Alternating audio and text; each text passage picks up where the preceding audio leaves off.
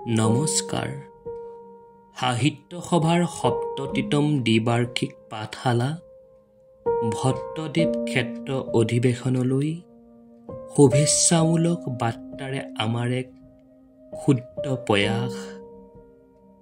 চিৰ চেনেহী মোৰ ভাষা জননী কবি অৰুণ চন্দ্ৰ ভূঞা, যোৰহাট চন্দন নগৰ।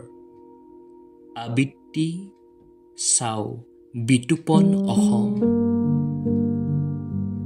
মোৰ কলমৰ নীলা চকুত এজাক সপোন, য'ত আছে সময়ৰ শব্দমালিতা।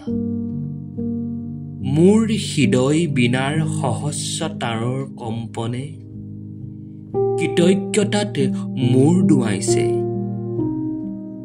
ৰুগীয়া দেহৰ ভিতৰত দেখিছো এখন জীপাল পৃথিৱী।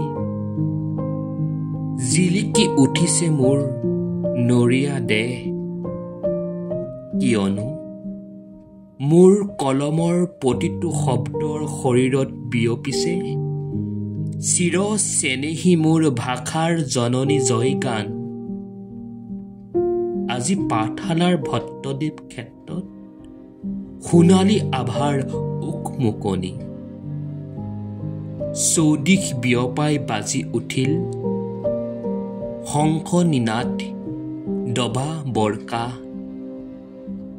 অসম সাহিত্য সভাৰ বৰঘৰ ভেটি সাহিত্য সংস্কৃতিৰ সোণালী জ্যোতিত ভাষা জননীৰ আচল শুৱনি কৰি এক সপ্ৰতিভ বাস্তৱিক মুহূৰ্তত সন্মুখত দেখিছো বিশাল উৎসৱৰ পয়োভৰ। বুকুত কিবা এটা কৰাৰ দুৰ্দান্ত হেঁপাহ, অথচ মোৰ সেই স্পৰ্ধা নাই আৰু নাই প্ৰাজ্ঞতা। তথাপিও সমৰ্পিত এই জীৱন শব্দৰ মালিতায়ো কৰে হাহাকাৰ। শূন্যতাৰ খেল টানি লিখিছো অসমীয়া ভাষা সাহিত্য চেতনাবোধেৰে ঐক্যতানৰ এটি কবিতা। নমস্কাৰ।